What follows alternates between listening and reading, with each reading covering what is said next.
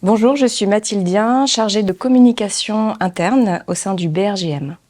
Bonjour, moi c'est Pierrick Desfossés, je suis chef de projet au service informatique. Le BRGM est le service géologique national. Nous sommes l'établissement public de référence dans les applications des sciences de la Terre pour gérer les ressources et les risques du sol et du sous-sol.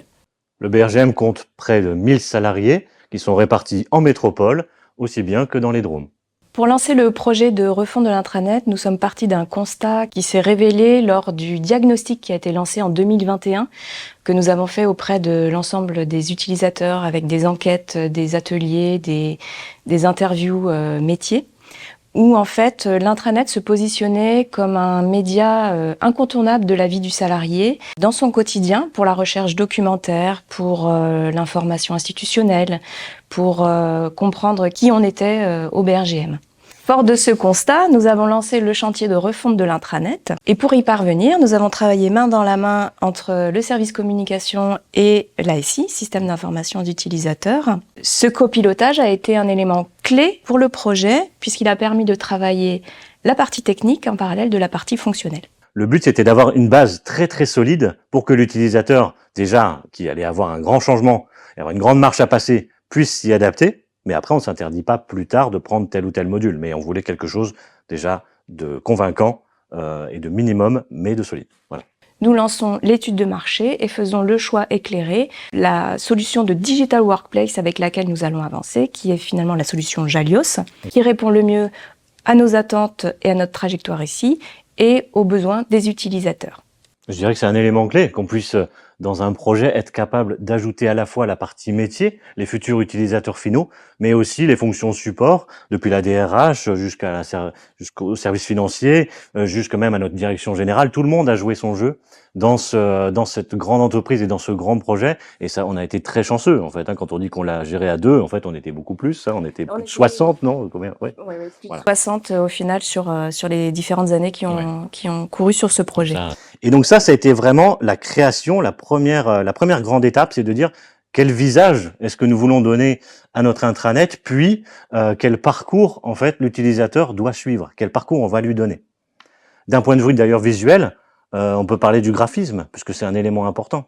Oui, on a travaillé aussi toute la partie graphique pour se sentir dans notre univers BRGM, d'une part, et puis pour travailler vraiment les zones de navigation. Donc tous ces éléments ont concouru et ont participé à faire que l'appropriation soit plus facile pour chaque utilisateur et qu'on se sente chez nous quand on arrive sur notre intranet. Et à ce stade-là, on va commencer à déployer les formations en interne. Alors comment ça va fonctionner? On va d'abord faire des formations pour les administrateurs techniques, ça c'est moi, et ensuite on va dérouler sur les administrateurs fonctionnels qui eux vont permettre de déployer les différentes pages, de les structurer, les modèles, les templates, etc. Et puis ensuite on va dérouler jusqu'en fin de process, jusqu'au niveau des formations des contributeurs, de vraiment notre réseau de contributeurs internes qui seront ceux qui vont alimenter les pages, publier des articles, créer des événements. Donc ça va être une trentaine de personnes à travers toutes nos directions. Une trentaine de personnes, de correspondants impliqués dans toutes les directions, qui déjà étaient mobilisés dans la construction, dans les ateliers, et qui ont poursuivi donc en souhaitant s'investir davantage à contribuer à ce nouvel outil et à se former. Et on a créé des binômes comme ça pour pouvoir alimenter l'intranet en prévision du lancement.